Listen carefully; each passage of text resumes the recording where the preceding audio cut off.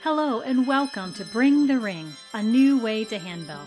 My name is Brenda Austin, and it is my sincere hope that through connecting with us today, you will be inspired to use handbells to make a difference, to add value to our world. Let's get out there and bring the ring. Hello, everyone, and welcome to Bring the Ring, a new way to handbell, where we're going to talk about handbells and how we can use them to impact our world, to make a difference. I think that we need to reach out to one another and that we need to connect. We are going to talk today to Jason Krug. Jason is a prolific composer with over 300 handbell pieces in publication. He is a beloved clinician, and when he in his free time, he writes for piano, organ, strings, and even does some sci-fi. If you haven't had a chance to check out his nonfiction book, The General Theory of Creativity, I recommend it highly, and you can even get it on an audiobook. So I want to welcome Jason Krug joining us today. Thank you. And we're going to talk about one of his new pieces with Hope Publishing. The piece we're going to talk about today is I Heard the Bells on Christmas Day. And I know this piece had a bit of a journey to get to publication. So tell us a little bit about the piece. Well, I've loved this piece forever. Not the version that's in the hymnals, but the Johnny Marks version. Just the arc of the melody and the harmony, and it's just such a gorgeous melody. So several years ago, at this point, it's probably been 6 or 7 years, was talking with an editor, and we were tossing out ideas to do, and I said, I would love to do this, the Johnny Marks version of I Heard the Bells on Christmas Day. And they said, sure, go ahead, we'll take care of getting the permission for it. So wrote the piece, sent it off, we proofed it and everything. It was all happy and well in hand. And then they remembered, oh yeah, we need to get permission to do this. So they tried to contact St. Nicholas Music, I think it is, which basically does all the Johnny Marks tunes, anything you ever heard in like the Rudolph the Red-Nosed Reindeer, any of the Rankin Bass Christmas or movies, anything like that. It's all Johnny Marks. It's all owned by St. Nicholas Music, including I Heard the Bells on Christmas Day. So they tried for, I want to say, 3 years off and on to get St. Nicholas Music to acknowledge them, to even just give them permission to publish it, even just a rejection, and they could get no answer at all. So finally, they turned it over to me. They said, we love the piece. We're really sorry, but we can't get the permission, so we just can't publish it. So I knew that you, Brenda, at Hope, you had published Holly Jolly Christmas. I think it was a Joel Rainey arrangement, which is also a Johnny Marks, same copyright. So I thought, well, I'll send it to Hope and see. And I think it was within the day where I had an email back saying, yes, we got permission. Yep, we're going to go ahead with it. So I was very sorry that the original publisher who I'd worked with, who had been so keen on it, worked so hard, didn't get to publish it. But I'm thrilled that it finally in print. Oh yeah, I mean, I'm sure that was very frustrating, but at the end of the day, the work finally gets to be shared, and that's the ultimate goal for all of us. Is. So yeah, and I love this piece, and I can't wait to do it with my community ensemble. Obviously, you have done a bunch with text painting in here that's just brilliant. And talk to us a little bit about that and how important. I mean, we put the text right in the inside cover of the piece because of that text painting. So talk to us a little bit about that. Well, a lot of times it seems like with a lot of our hymns, especially ones that are based on poems and things like that, we sort of pick and choose the verses that we put in. So as I was starting to write this, I researched and came across the full text of the Longfellow poem. I want to say we have 3 to 4 verses that we do in the hymnal, and there are a full 7 verses to this. And reading through, a lot of them get very, very dark. Um, this was actually written by Longfellow. It was Christmas Day, 1863. So right in the middle of the American Civil War.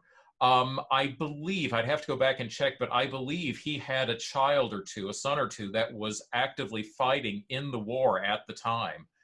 And so hearing the bells on Christmas Day is not in the poem about, ringing in the birth of Christ or anything like that. It's, I'm hearing the bells on Christmas Day here in the middle of this war, of this hopeless situation.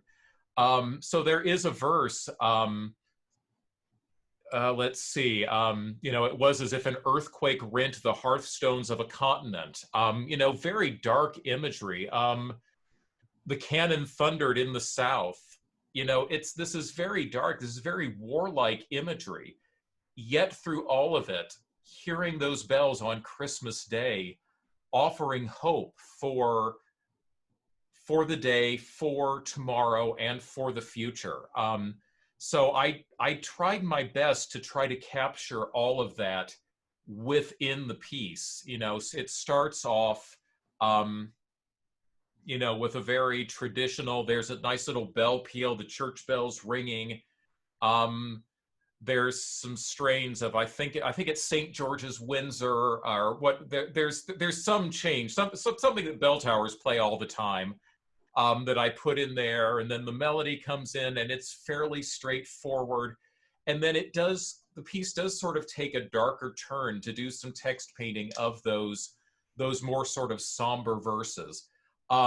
Realizing that not every group is going to want to play them, there is an optional cut that can be taken if you wish to basically cut out all the darker, more dissonant, ominous sort of sections and just keep it a little bit lighter for, say, a Christmas Eve service.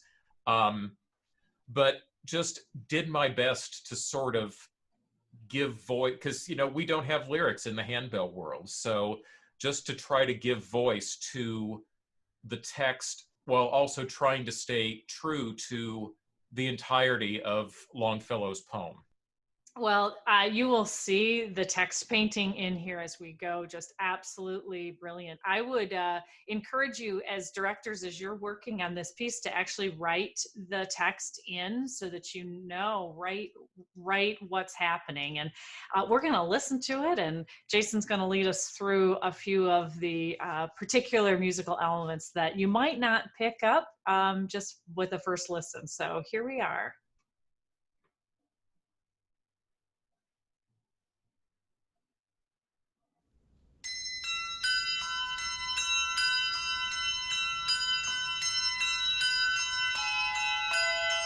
So we start off with the tower bells, with the church bells ringing. This is just big and joyous and celebratory.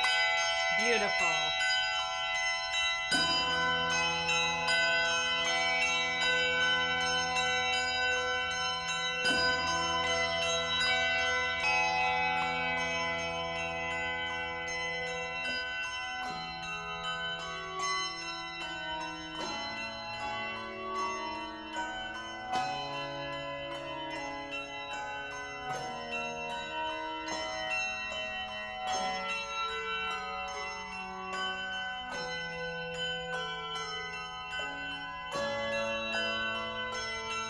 Simple statement of the theme.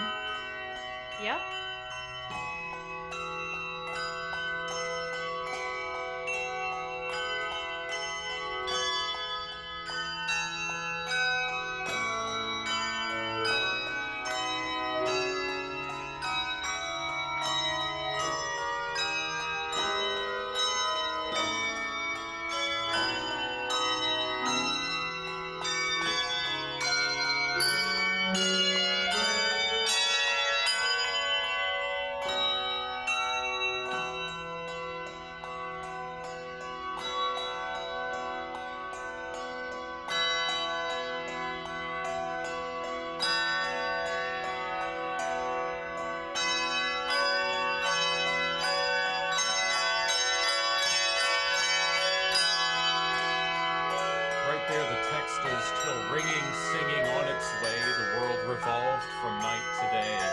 just really light with the mallets up here.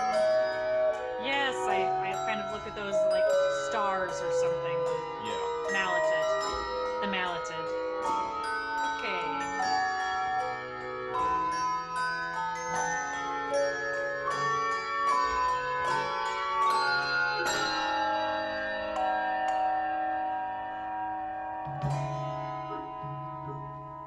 And here it is, then from each black accursed mouth the cannon thundered in the south, so it takes a minor, very darker turn. You can just hear that cannon.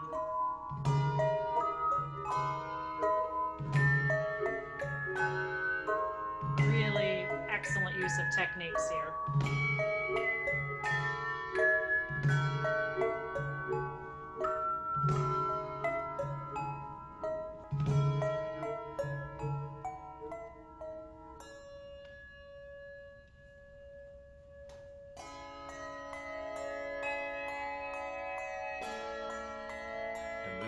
And in despair I bowed my head, there is no peace on earth, I said. So, still minor, but less harsh and violent. Sure, but often the holidays bring in kind of a sad feeling.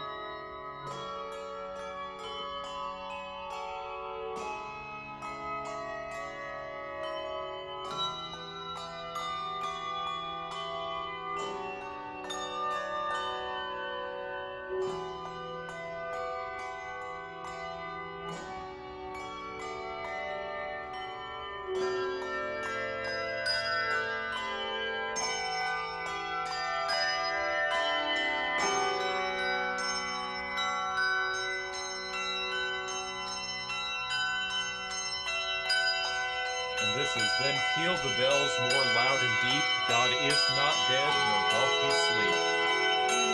Hear those bells ring.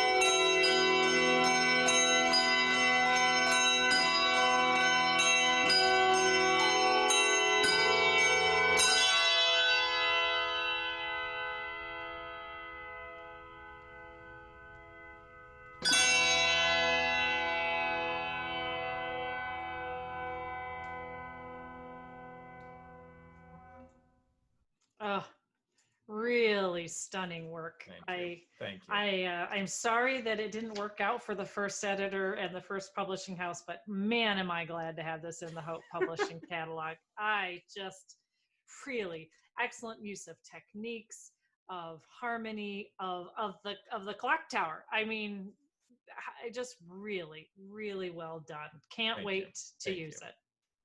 And I'm sure that many others will echo that. So thanks for leading us through that. Absolutely. And thanks for being here today. Thank you for having me. I love connecting with you always, but especially to talk about your music. Anytime. All right. Thanks, Jason. Thank you. Thanks for joining us today. Brenda Austin is the handbell editor for Hope Publishing, where we are equipping musicians for excellence. Visit hopepublishing.com or call 1-800-323-1049 for all your music needs. For questions about this episode of Bring the Ring, contact Brenda at hopepublishing.com. Our show notes can be found on our Facebook page or in the comments below.